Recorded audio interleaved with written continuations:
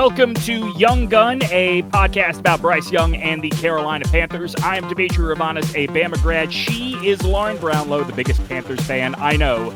And we are still on this very exhausting journey of following the team season with a microscope on its new franchise quarterback.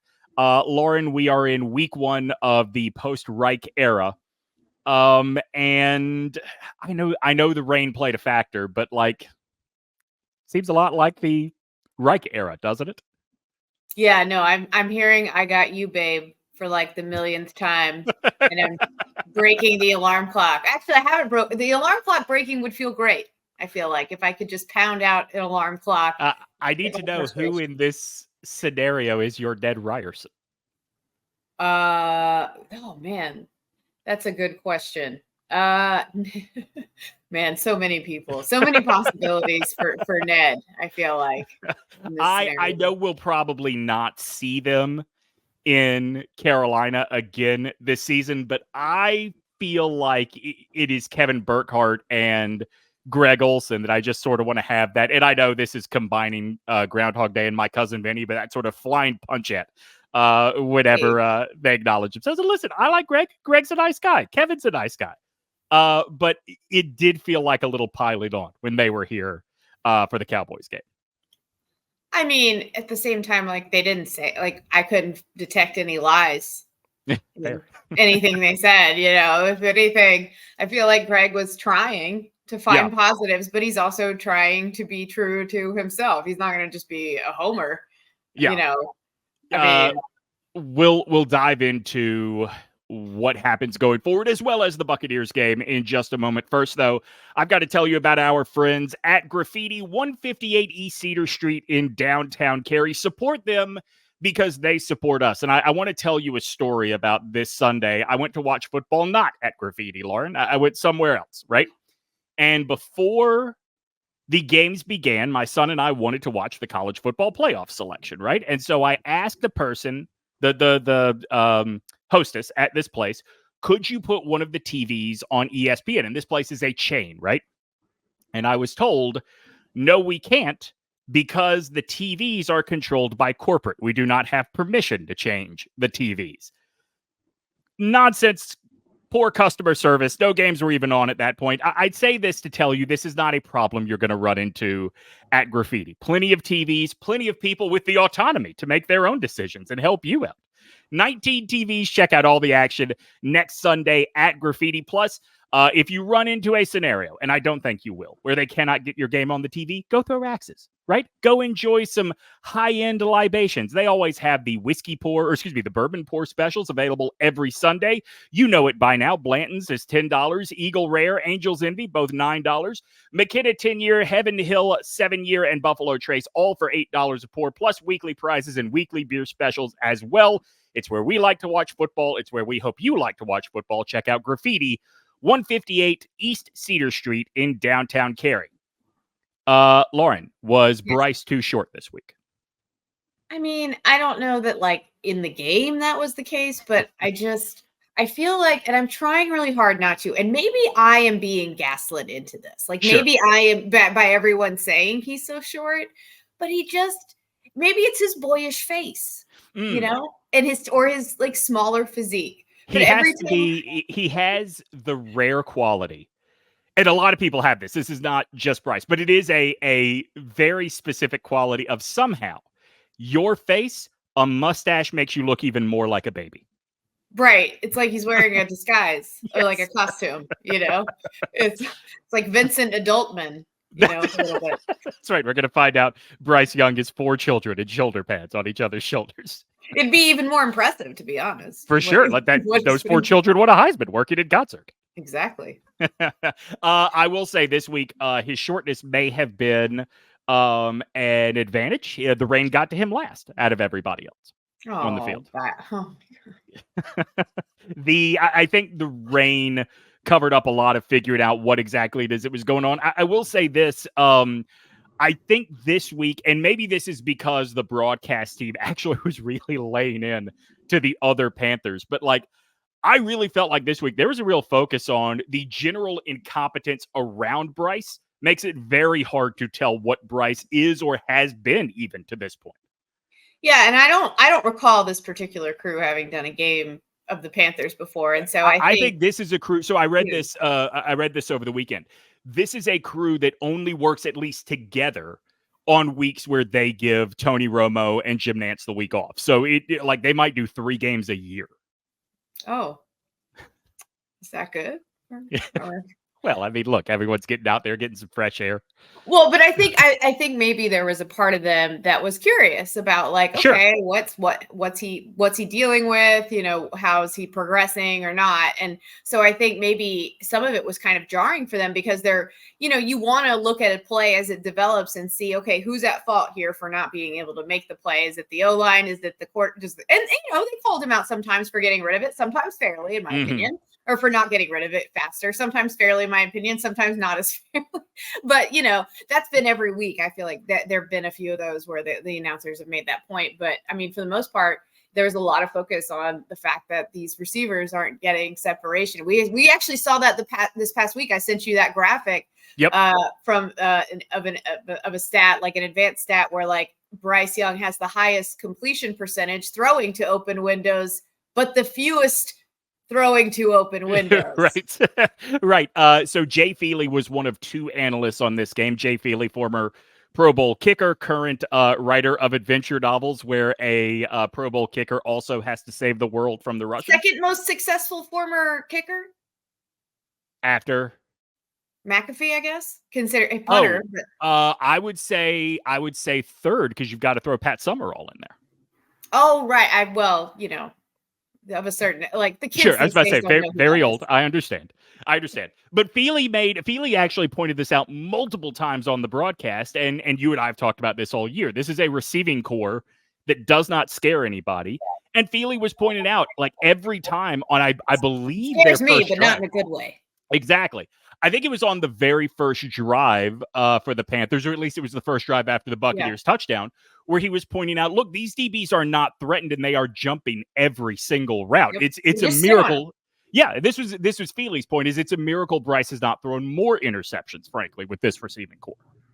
Right, because, I mean, like, the DBs don't have to respect anything deep, because why would they? And, you know, and the Panthers aren't going deep, too. So it's a combination, as we've said all year. And you did get a sense that they understood that on the broadcast. It was a combination of a lot of different things, even if they didn't call out some of the play calling quite as much.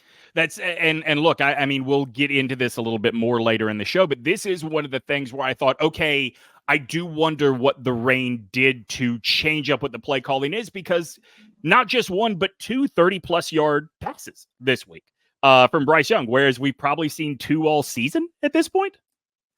Wow. Yeah. So I was there's, like, woo, yeah, like, so Chris Tabor at least wants to go down swinging, right? Well, I mean, I would hope so. Like, that's the other thing, too. And it's like when they have like 4th down situations, sometimes not even late in games, I'm just like, why are you not going for it? Yeah. Well, who cares? What are you going to do? Lose another one? Right. Well, I mean, I think it can be assumed that, yes, you are. And I am surprised that feeling of what are you going to do? Lose another? Like, Frank Reich never seemed to embrace how freeing that can be for him. Of course. That's the thing that I feel like that maybe even the players are missing some of that, too, because you still see this. I mean, although technically it took until this week for the Panthers to be out. Which did okay. You know what? I don't remember who you sent me that tweet from, but that was hate speech. Okay? It was from ESPN. Like, it was from big ESPN account. And do you know, by the way, Panthers are still alive for the shut up. Please. Do you know, by the way, I read this this morning. Do you know why they are eliminated from playoff contention now? It's not because they lost, is it? It's not just because they lost. It is because they lost and the Falcons are on top of the division, and there's no way they could overtake the Falcons. Not in record, but if there was a tiebreaker, there's no way they could. If it comes down to a tiebreaker, they cannot overtake the Falcons. So technically, they could still tie to win this division. Something often said about the Falcons, for sure. Is yes, if it comes down to the tiebreaker. To be fair, the Panthers, I was going to say, like, of the teams that managed to find ways to lose games to the Falcons, the Panthers are one of them. Yes, that is. It's almost like there should be just a generic Panthers jersey hung in the rafters of Mercedes-Benz Stadium for all that they have contributed to that franchise. Whoever was guarding Julio Jones all those years. We have something cool happening right now. It is the OG Media Brand Survey. What we are asking you to do is to help us shape the future of this brand. Us, Young Gun, obviously.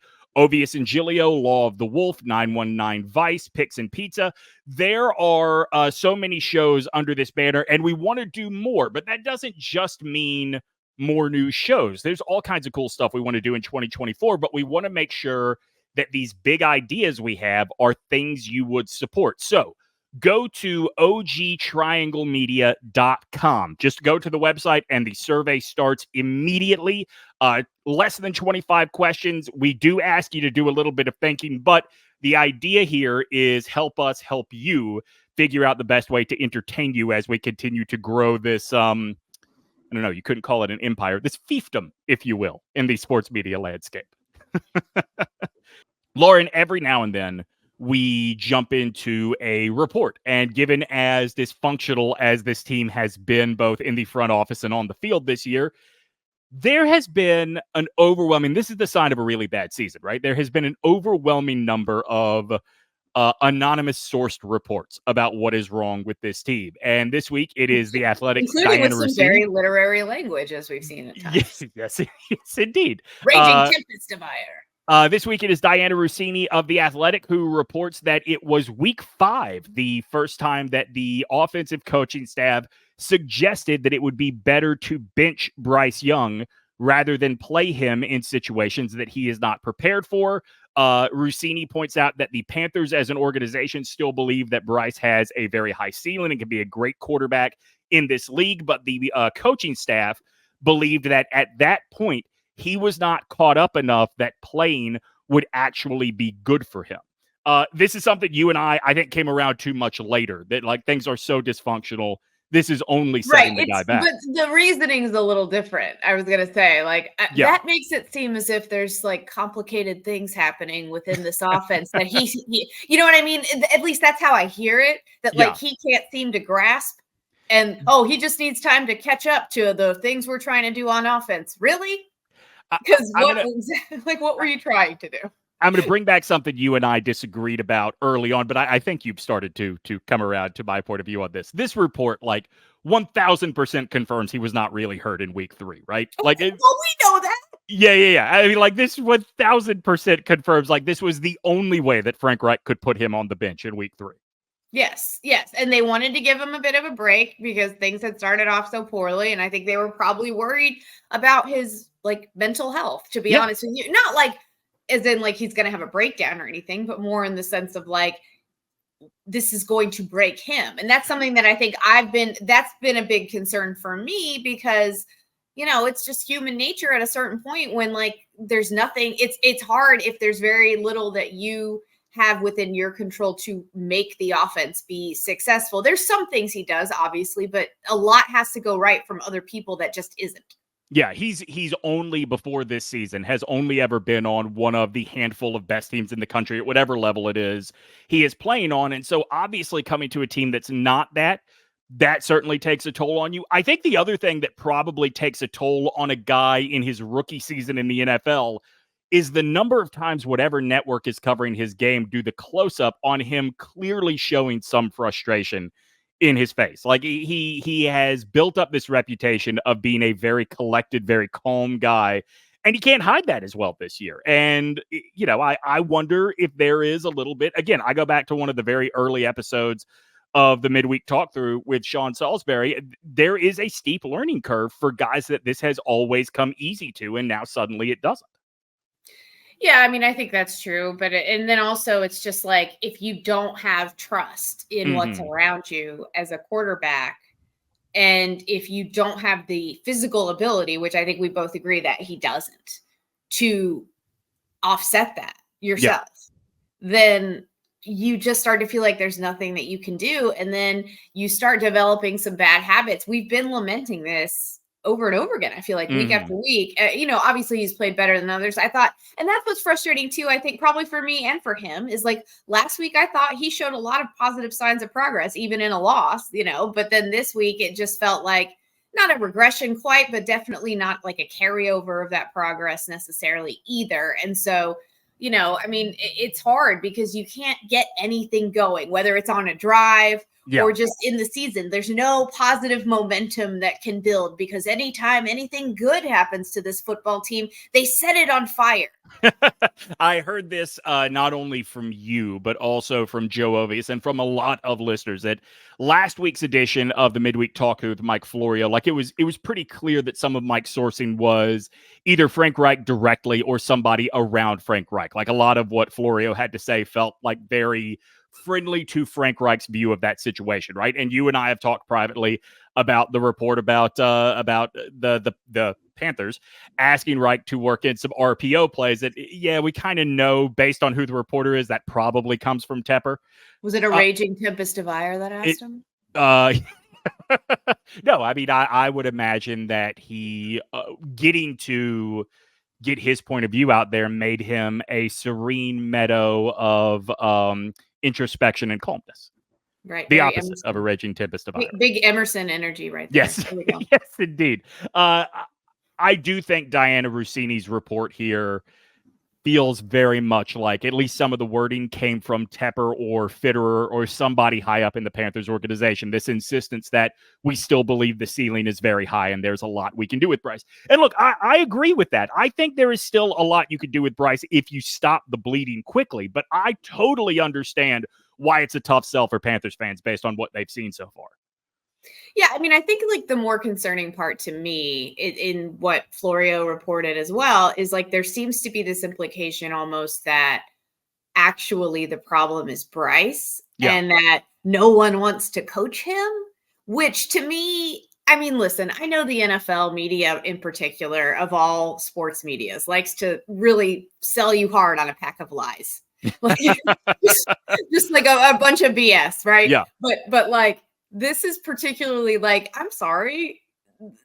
I know, again, draft talk is what it is. It can be, there's no way to confirm a lot of the rumors that you hear or if they're real or why they're even being put out there. But the talk all was that everybody had Bryce Young, like a lot of teams, most teams had Bryce Young high on their boards. Okay. And see, I think that your point that you just made is what a lot of what I think Frank Reich or anybody around this coaching staff is falling back on. Like, I think most fans that are big enough fans to listen to a show like this one are now pretty savvy about what draft talk is. It's a lot of positioning. It's a lot of bluffing, trying to get your opponent to act. And so this idea that, look, only one team had to take Bryce. Everybody else has plausible deniability that can say, oh, well, we were positioning. And I would not be surprised if that is what the coaching staff, or at least the coaches that have now been let go, are falling back on hoping sells this story. Now, if you want to say that it's really, and maybe this is really more of what Florio meant, like if you want to say that it's sort of a combination of like you having to do the work to bring Bryce up, combined with the roster as currently constructed, combined with an incredibly impatient and involved owner. Yeah. Okay, I hear you. Right. Yeah. But like, I think, the implication that like no one wants to coach Bryce just seemed silly to me. I'm like, I think it seemed as if plenty of people wanted to coach him literally less than a year ago. So I don't right. Like, please don't lie to me again. Yeah. Like Bryce really had a high ankle sprain. Like, I mean, that wasn't NFL media, but still like no one talked enough about the fact that was a blatant lie. I was about to say, Lauren, I would argue that it was only local media, and it was only well after the fact that began to question, like, what do you mean high ankle sprain? Like, how can remember, Bryce said he didn't know he was hurt. Like, it was only well after the fact that people on the ground reporting every day were the first ones to say, hang on, what are you talking about? So, like, I don't know that I let them off the hook. Yeah, agreed. The midweek talk through, which I mentioned earlier, new episodes drop each and every Thursday. Me and some sort of football expert talk about the week that was and what lies ahead. Be sure and join us Thursdays wherever you're getting this podcast, you will find the midweek talk through.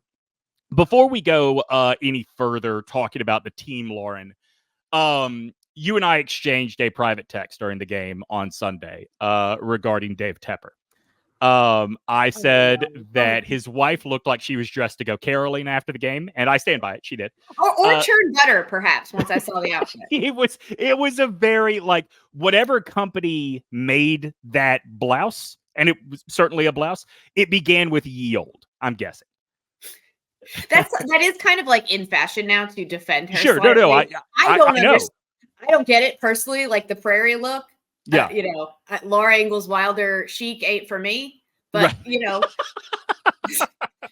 People are really into that these days. I'm just like, this doesn't seem flattering, but go off. There's no part of you that wants to dress like Joe just died. No, definitely Isn't that the little woman that died?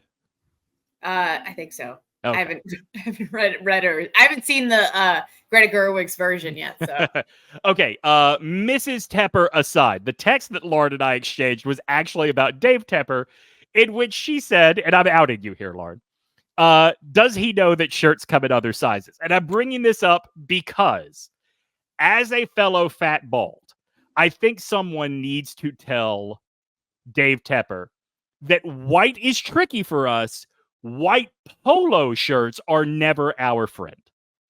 Right. And I mean, listen, they're not most people's, Right. I mean, I have lost a lot of weight recently, and I could not wear a white tight shirt that's tight in the belly either. Yeah.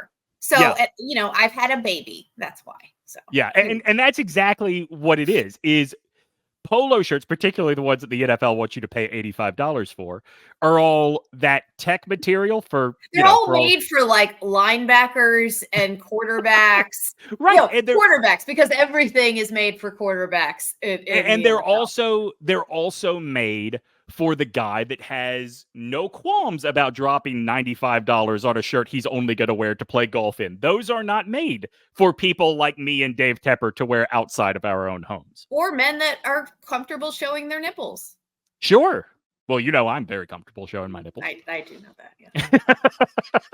yeah. What were your thoughts on the defense overall this week? We saw J.C. Horn back, who was very active. Like, I did not know how actually involved he was going to be, but he made some solid open field tackles, had one pass breakup. Certainly, Marquise Haynes had a hell of a game in a losing effort, which, obviously we're saying every week, but I do feel like it's important to point out when these guys on the defensive side of the ball are having great games, because God knows it has to be tough to be them right now.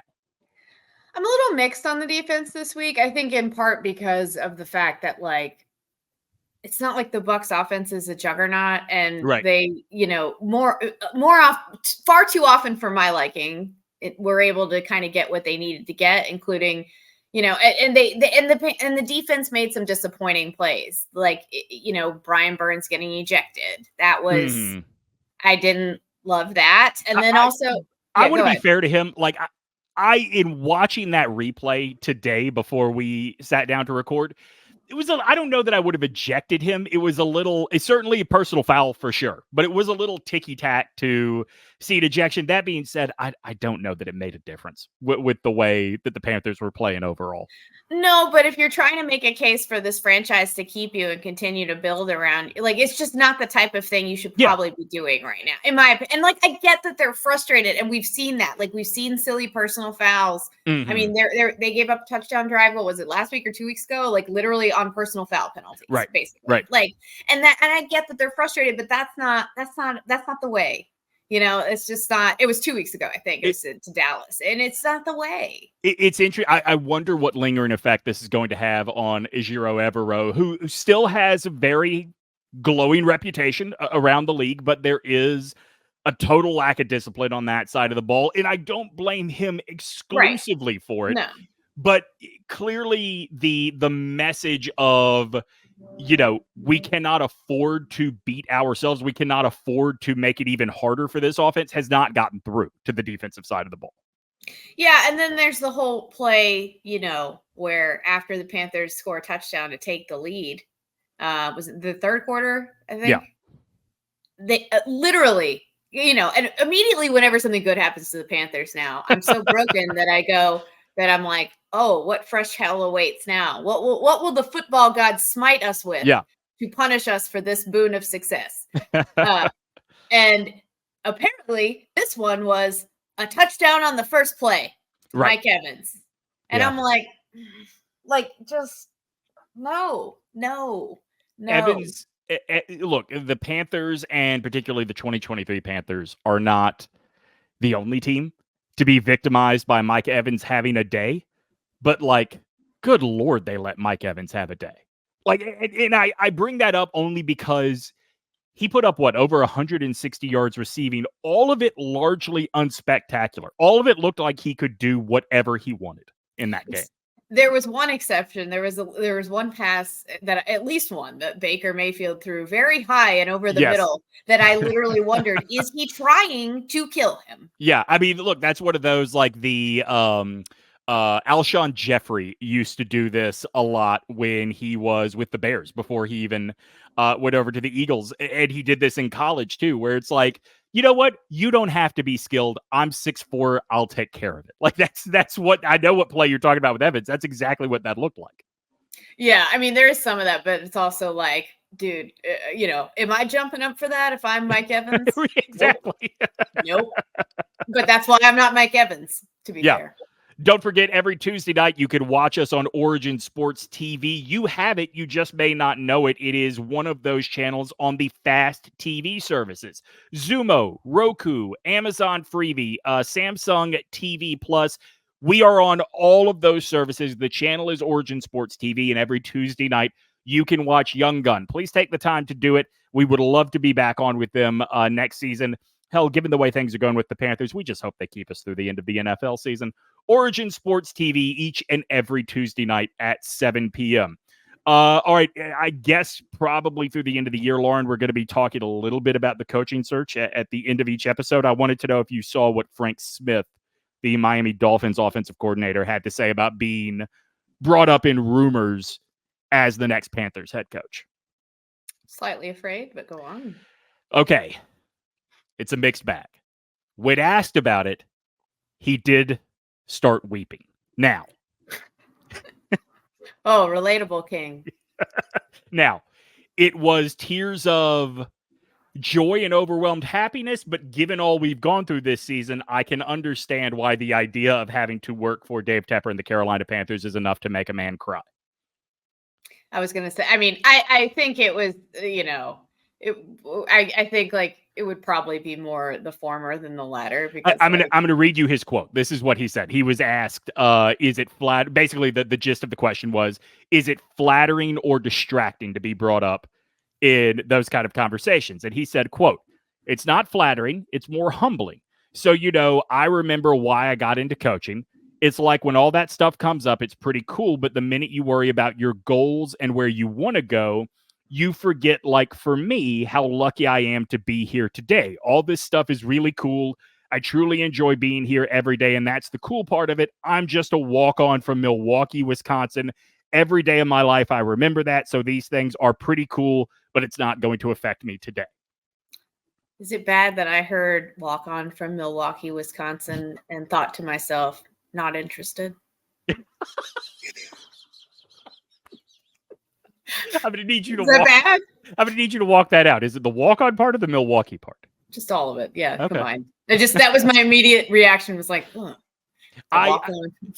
a friend who is a Panthers fan on the level that you are, more than I am, texted me when that video started going around the internet and said, "Don't know anything about this guy, but if they're looking at the Dolphins offense, that is very encouraging."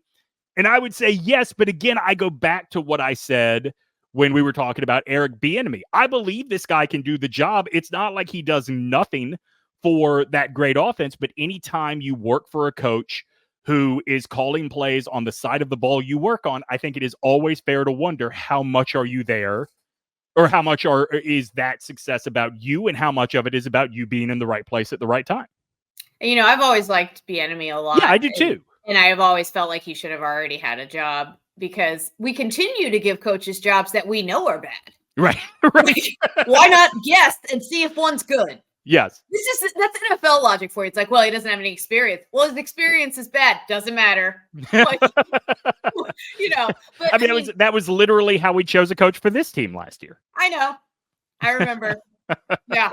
No, but it's like, I think, like, even with Bieniemy, I mean, obviously there are other factors in play with Kansas City as well, but like even looking at their offense without him is, enough of a feather, a little bit of a feather, agreed. You would think. But I mean, I don't know. It's hard to know how much involvement anyone has because NFL teams usually only tell you what they want to tell you. And, players are going to look out for their guys and stuff like that. So, I mean, if we can trust anyone to vet the process, to vet these candidates fully and really know what's going on behind the scenes and the X's and O's of it all, it's going to be David Tepper, I feel like. I was texting with somebody who is a NFL reporter on a national network this week. And I said, I guess I get it. If it's going bad, it's going bad. You move on. But what advantage is there to firing Frank Reich right now? And this person texted me back, well, Dave Tepper can get a jump on the coaching search. He has a better chance. Wait a minute. I'll fill this in here in just a second. The person said he has a better chance of getting the person he wants if he can get to them first because it is a tough situation. To which I pointed out, he can't, though, because the NFL rules say until a team is done with their season, you cannot talk to the assistants about head coach openings. Do we think that that's kind of like the college football one, though, where it's like you can't talk to them, but you can talk? You know what I mean? I don't know. So I think it's got a little more teeth. I think it's spirit. Okay. Yes, it is like the college football one, but teams have been penalized for reaching out or making contact too soon in the past. And the penalty that would be the most Panther shit of all time. Well, Lauren, I'm going to give you something even more Panther shit because I want you to think. Just tell me who comes to mind when I say this. Okay. The person said they can get a jump on who they're going after if who they're going after has a month to wait to play their next game. No. Oh God. No. No. Why? Harbaugh, why? Carolina Panthers legend Jim Harbaugh, welcome home. Oh my God. I still think about him. This is so bad. Whatever. I still think about him standing on the 49ers sideline with those stupid slacks and being so filled with rage during that playoff game.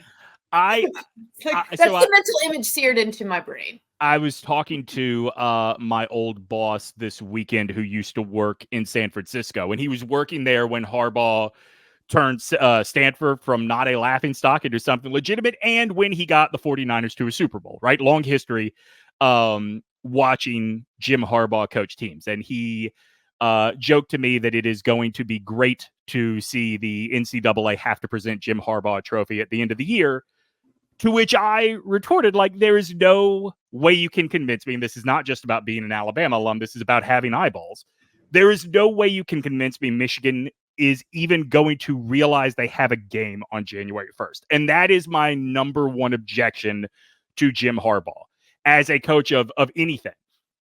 These last 2 years, his team has had such a level of arrogance about what they accomplished in the regular season that they didn't even try in the playoffs. How do you have that much more talent than TCU, have their signals, and still get your ass ran over? That's going to be what happens if the Carolina Panthers hire him.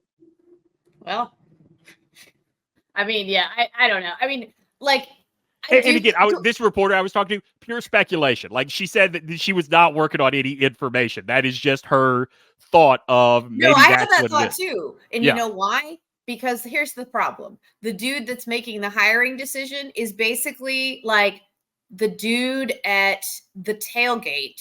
Yeah. That has like casual, and every sports media person that I know knows this person. Or, that wants to talk to you about sports when they find out you're in sports media, and they throw out a bunch of like shitty sports opinions, and you just go, oh yeah, good point. Yeah, maybe. Don't know. Yeah. And that is who is making the hiring decisions. Because they're like, you know what? You know who's done a great job? Jim Harbaugh. We should look into that. That's what it's like. That's like the Matt Rule logic, similar. Although to be fair to Tepper, he wasn't the only one on that train, which I did not understand at the time. I think we could look back now, and even the patience with Matt Rule, I think you could chalk up to he wanted to prove he was smarter than the Maras who own the New York Giants, right? He got the guy they wanted, and he was going to make this work. I don't know who at this stage wants Jim Harbaugh. I know he's interviewed for other jobs, but you notice he's never been offered another job in the NFL. I mean, yeah, no, that's true. I mean, yeah, it's a possibility, I guess, but like, I hope for both of our sakes, quite frankly, that it doesn't happen. Yes, honestly, agreed. He's better off there. We're better off. Well, we're not better off. Are you saying both of our sakes, Jim Harbaugh and the Carolina Panthers? Yeah. I thought you meant Lauren and Demetri, because for both of our sakes, I hope it does not happen. Well, fair. You too.